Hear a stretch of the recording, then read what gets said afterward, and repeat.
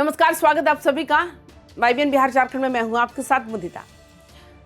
आपने पटना की सड़कों पर चलती मशीनों की वो भारी आवाज सुनी होगी। वो आवाज जो सिर्फ ईंट और सीमेंट नहीं तोड़ती बल्कि कई लोगों की रोजमर्रा की जिंदगी को भी झकझोर देती है।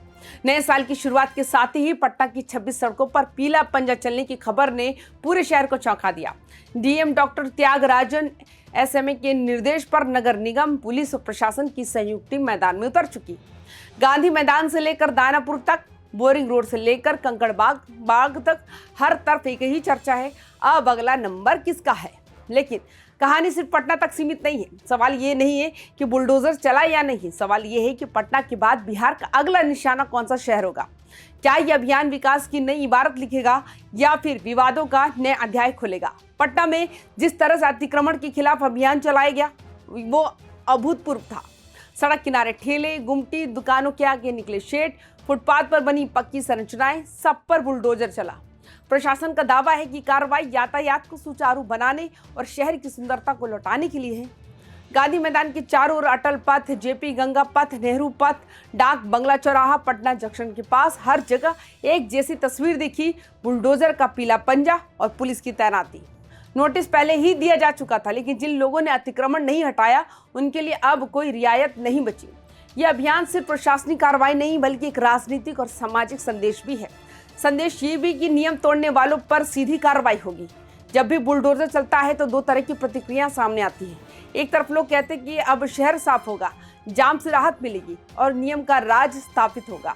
दूसरी तरफ वे लोग हैं जिनकी रोजी रोटी इन दुकानों और ठेलों से जुड़ी थी। उनके लिए सिर्फ अतिक्रमण हटाना नहीं बल्कि जीवन की नींव हिल जाना है। यही वजह है कि बुलडोजर जस्टिस शब्द अब सिर्फ कानूनी कार्रवाई नहीं बल्कि भावनाओं का प्रतीक बन गया है। क्या ये वास्तव में विकास का रास्ता है या फिर जल्दबाजी में लिया गया कठोर फैसला? यही सवाल अब पटना के बाहर के शहरों में भी गूंजने लगा है। सूत्रों की माने तो प्रशासन की नजर अब बड़े दूसरे शहरों पर है। मुजफ्फरपुर, गया, भागलपुर, दरभंगा और पूर्णिया जैसे शहरों में भी अतिक्रमण की समस्या जो है लंबे समय से बनी हुई है। इन शहरों की मुख्य सड़कों पर वही हालात हैं जो कभी पटना में थे। फुटपाथ पर दुकानें, नालों पर पक्के निर्माण और हर दिन लगने वाला जाम। खासकर मुजफ्फरपुर का जवाहरलाल रोड, भागलपुर का स्टेशन चौक, गया का टावर चौक और दरभंगा का ले हरियासराय इलाका प्रशासन की रडार पर बताया जा रहा है। ये ऐसे इलाके जहाँ ट्रैफिक और अतिक्रमण दोनों बड़ी चुनौती बने हुए हैं। हालांकि आधिकारिक तौर पर अभी किसी शहर का नाम घोषित नहीं किया गया, लेकिन अंदर खाने तैयारियां शुरू हो चुकी है। जमीन की नापी, नोटिस देने की प्रक्रिया और पुलिस बल की तैनाती पर चर्चा चल रही है। इस पूरे अभियान के पीछे सिर्फ ट्रैफिक सुधार का मुद्दा नहीं है बल्कि राजनीतिक इच्छा शक्ति भी है। सरकार ये दिखाना चाहती है कि ये कानून व्यवस्था को लेकर सख्त है।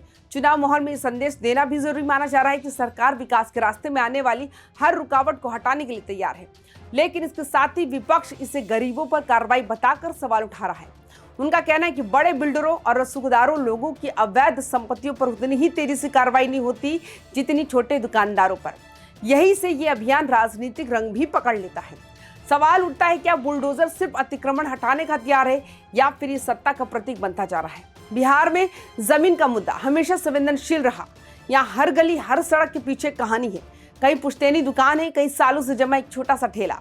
जब बुलडोजर चलता है तो सिर्फ दीवार नहीं गिरती बल्कि उस परिवार की उम्मीदें भी टूटती हैं। पटना में कई जगह लोगों को हटाया गया लेकिन पुनर्वास की स्पष्ट व्यवस्था नजर नहीं आई। यही चिंता अब दूसरे शहरों में भी लोगों को सताने लगी। लोग पूछ रहे हैं कि अगर हमारा दुकान हटेगा तो हमें कहाँ जाना होगा, क्या हमें कोई विकल्प मिलेगा या हम सड़क पर आ जाएंगे। जनता की भावना इस अभियान का सबसे बड़ा पैमाना बन चुकी है। अगर सरकार इस कार्रवाई को मानवीय दृष्टिकोण से नहीं देखेगी तो विरोध बढ़ सकता है। पटना के बुलडोजर अभियान की तस्वीरें और वीडियो सोशल मीडिया पर तेजी से वायरल हुए। कई लोग प्रशासन की तारीफ कर रहे थे तो कहीं भावुक वीडियो ने माहौल को और गर्म कर दिया। मीडिया ने इसे बुलडोजर मॉडल का नाम दिया। अब हर शहर ये जानना चाहता है क्या ये अगला मॉडल बनेगा। यही वजह है कि अफवाहें भी तेजी से फैल रही हैं। कहीं कहा जा रहा है कि गया में जल्द कार्रवाई होगी तो कहीं मुजफ्फरपुर में नोटिस की बात हो रही है। इस डिजिटल दौर में प्रशासन की हर कार्रवाई जनता की नजरों में है। एक छोटी सी गलती बड़ा विवाद बन सकती है। यह अभियान एक बड़ी बहस को जन्म दे रहा है। विकास बनाम विस्थापन। क्या शहर को सुंदर बनाने के लिए गरीबों को उजाड़ना जरूरी है या फिर कोई ऐसा रास्ता निकाला जा सकता है जिससे में नियम भी बने रहे और लोगों की रोजी रोटी भी सुरक्षित रहे। विशेषज्ञों का मानना है कि अतिक्रमण हटाने के साथ साथ वैकल्पिक व्यवस्था भी जरूरी है, जैसे कि वेडिंग जोन बनाना, छोटे दुकानदारों को लाइसेंस देना और पुनर्वास की योजना लागू करना। अगर ऐसा नहीं हुआ तो यह अभियान लंबे समय तक टिक नहीं पाएगा और जनता का भरोसा टूट सकता है। पटना के बाद बिहार की तस्वीर बदलने वाली है। सवाल सिर्फ ये नहीं कि अगला बुलडोजर कहां चलेगा, बल्कि ये भी है कि उसका असर क्या होगा। क्या सड़कें सच में खुली रहेंगी? क्या लोग दोबारा अतिक्रमण नहीं करेंगे? और क्या प्रशासन उतनी ही सख्ती से कानून लागू करेगा? संकेत साफ है कि अभियान रुकने वाला नहीं है। पटना तो सिर्फ शुरुआत थी, अब ये लहर पूरे बिहार में फैल सकती है। तो दोस्तों, पटना में चले पीले पंजे वाले बुलडोजर की गूंज अब पूरे बिहार में सुनाई दे रही है। लोग डरे हुए हैं और कहीं ना कहीं उम्मीद भी कर रहे हैं कि शायद इससे शहर बेहतर होगा। लेकिन असली सवाल ये है कि क्या ये सिर्फ तोड़फोड़ की कहानी बनेगी या फिर एक संतुलित विकास की मिसाल? क्या सरकार जनता की भावनाओं को समझेगी या फिर सिर्फ मशीनों की ताकत पर भरोसा करेगी?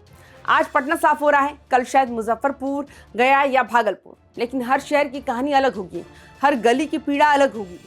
बुलडोजर की आवाज सिर्फ लोहे की नहीं, ये बदलाव की दस्तक है। सवाल ये है कि बदलाव किसके लिए होगा, जनता के लिए या सिर्फ सिस्टम के लिए? यही है बिहार की अगली बुलडोजर की कहानी, और अगला नाम शायद आपके शहर का भी हो सकता है। तो आपकी क्या राय है? आप हमें अपनी राय कमेंट बॉक्स में जरूर बताएं। बाकी तमाम खबरों के लिए YBN बिहार झारखंड को सब्सक्राइब करें। नमस्कार।